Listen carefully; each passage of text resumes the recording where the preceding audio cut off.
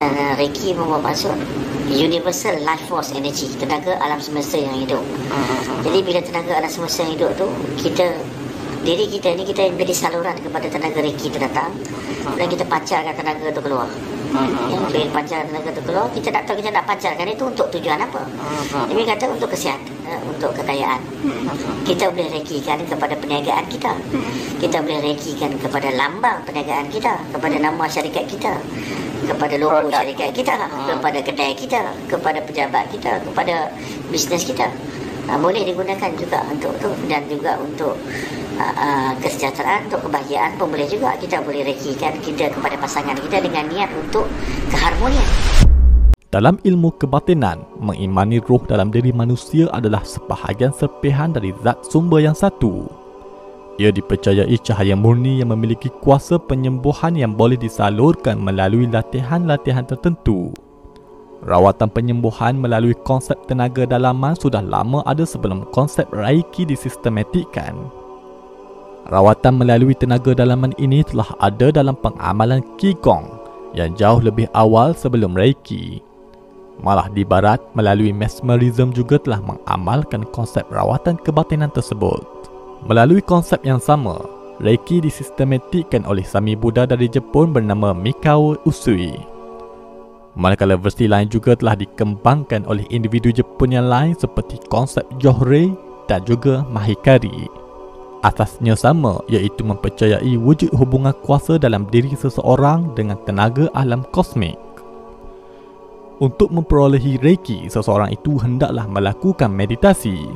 Untuk mendapatkan tenaga positif, seseorang itu harus memberi cinta kepada seluruh manusia dan menghapuskan kebencian hati kepada sesiapa pun, tanpa mengira agama, warna kulit dan jantina, serta membersihkan diri dari kebencian yang dikenali sebagai tenaga negatif. Apabila telah mendapat tenaga yang positif itu, maka seseorang itu boleh melakukan rawatan melalui jurus tapak tangan dengan mempercayai tenaga positif itu dapat mempengaruhi untuk menyembuhkan penyakit seseorang. Konsep ini tidak diajarkan di dalam Islam. Malah penerangan Reiki juga adalah bersifat pseudosains yang tidak dapat dibuktikan secara saintifik.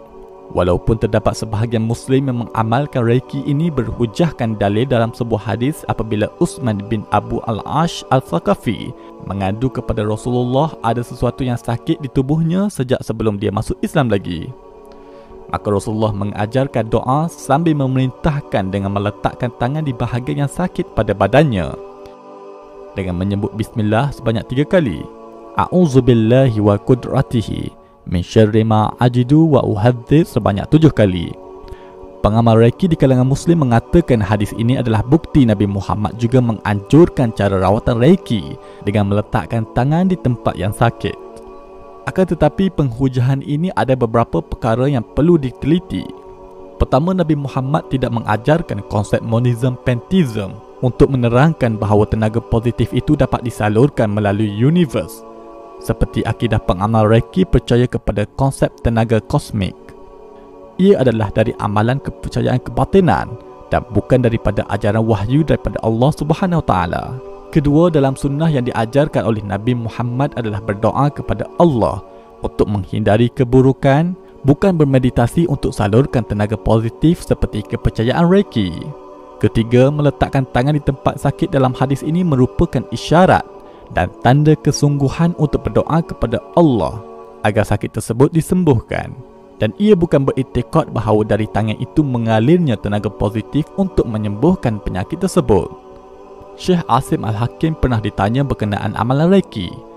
Beliau mengatakan, "To my knowledge is dependent on teachings of Buddhism, and it is used to promote Buddhism. And it talks about the cosmic powers, not Allah. It talks about the universal energy. It talks about your chi. And so many things that go in your body that they convince their followers through different types of mind manipulation, of saying things, doing things, that you can do healing by touching. And utilizing the flow of the chi in the body and your breathing techniques, etc. All of this is un-Islamic and it is haram and it can take a person to shirk. You cannot combine the two Islamic teachings with this, because the origin of the concept itself is Buddhism, and this so-called cosmic power or universal energy or the chi or whatever in your body. So you think that this has an impact and effect on your life, and this is totally prohibited. Dalam buku tersesat, kebatilan gerakan New Age ini ada membahaskan masalah akar bagi akidah di sebalik pengamalan penyembuhan melalui kuasa dalaman. Ia merupakan akidah monism yang kufur. Penerangan ini merupakan pemisah antara ajaran tauhid dengan ajaran kebatinan.